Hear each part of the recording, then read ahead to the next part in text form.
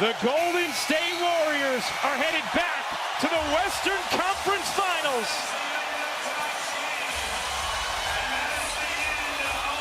The Warriors, with a scintillating fourth quarter, hold off the upstart Grizzlies, 110-96 the final in Game 6.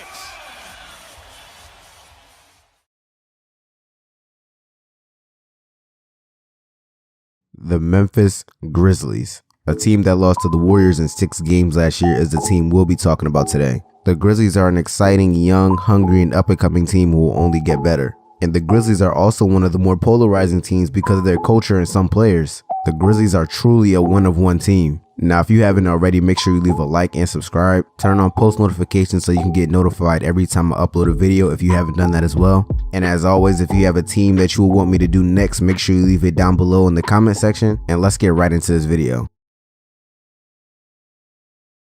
Now, as this team is constructed right now, there are some things that I do like about this team and some things that I am concerned about. Now, something that I do like about this team is that they have an interior presence on both the starting lineup and the bench. Jaren Jackson and Steven Adams are more than capable of holding the paint down for you. And off the bench, you have Brandon Clark and Xavier Tillman, who are more than capable of doing that as well. I mean, them having an interior presence on both lineups is a luxury that most teams don't have. And the rim protection drop off from the starting lineup and the bench lineup really isn't that drastic. Something else I would say I like about this team is how young they are. I mean, other than Steven Adams and Danny Green, everyone on this team is young. And everyone on this team has shown massive improvements from last year. I mean, Ja Morant obviously got better as he ascended to an MVP level. Dillon Brooks improved his offensive game. Desmond Bane turned into a serviceable second option. And Jaren Jackson improved as well. 4 of the star players on this team are all young and will continue to get better. Now, there are some things that I don't like about this team, and that being a lack of a prominent second scorer and scoring off the bench in general. I mean, we've already seen in the playoffs that teams without a consistent second option tend to struggle when it matters the most.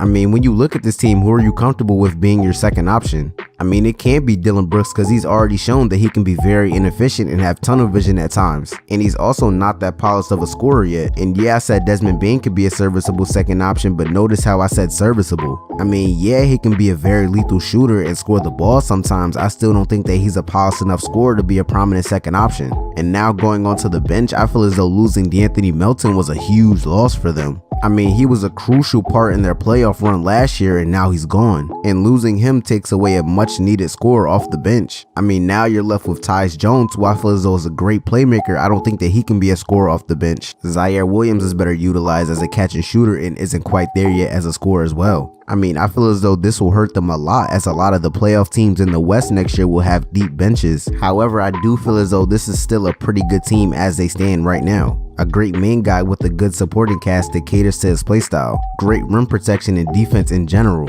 So I like how the team is set up right now. Now, as far as future goes with this team, I feel as though they should be very comfortable with where they're at right now. I mean, like I said earlier, as far as youth goes, this team is in a really good position. I mean, other than Steven Adams and Danny Green, no one else on this team is over the age of 26. And with all their main guys being so young, that leaves them in a really good position. A lot of them will get a lot better and gain more experience while playing with each other. Ja Morant is only 23 years old and is already one of the best players in the league. Desmond Bane is 24 and is already one of the best shooters in the league. Dillon Brooks is 26 and still has room to improve. Jaren Jackson is 22 and is already one of the best defenders in the league. And the rest, like I said, will continue to get better. Now, as far as contracts go, there are some things that need to be addressed. I mean, Dillon Brooks after the season will be a free agent, and if they lose him, that will be a big loss to this team. They'll lose one of their best players and best perimeter defender, which will hurt them a lot. But ultimately, I do feel as though they'll re-sign him. I mean, I feel as though they'll make him a top priority, and I don't think that he'll command that much money. And they also have to worry about losing Steven Adams, a guy who was crucial in them being one of the best teams in the league last year and was a great pickup for them. A great rebounder and interior presence who helped them out a lot.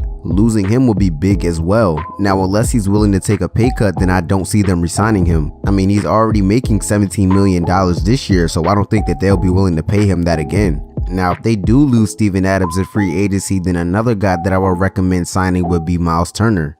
Miles Turner is a young center who can space the floor out and block shots for this team. I think a front court of him and Jaren Jackson would be insane. And yeah, I know Miles Turner will be commanding the same amount of money as Steven Adams, but I think that in this case it's justified.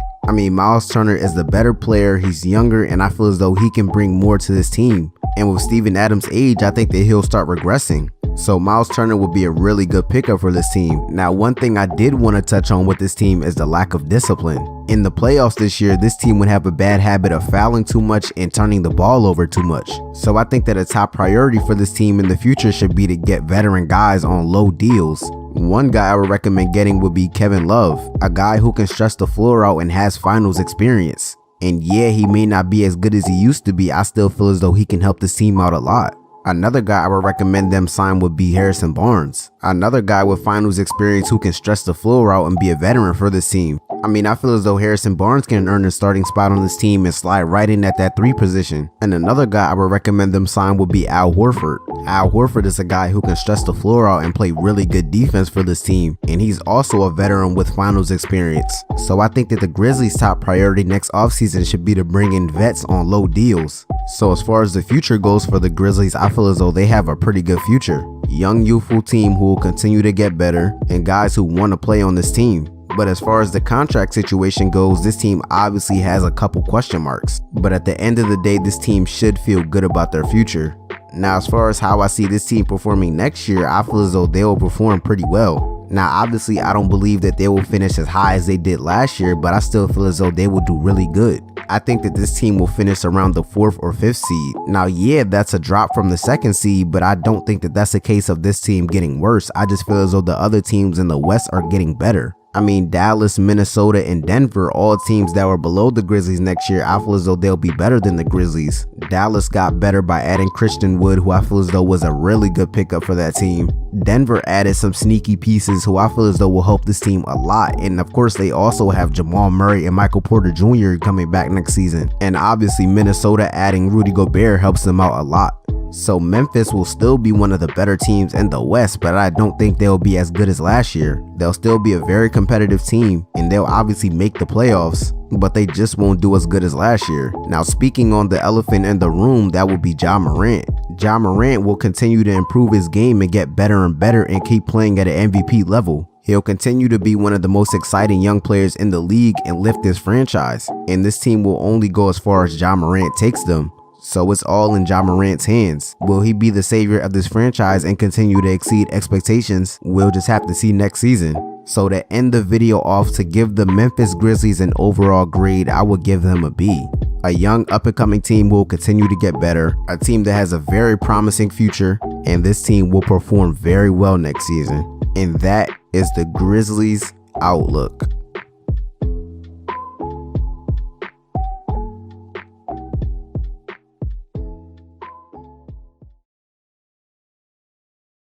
Now, if you enjoyed this video, as usual, make sure you leave a like and subscribe. And if there's a team that you will want me to do next, make sure you leave it down below in the comment section. All of my social media links will be down below in the description. Make sure you share the video. More videos just like this on the way soon. And as always, I'm out. Peace.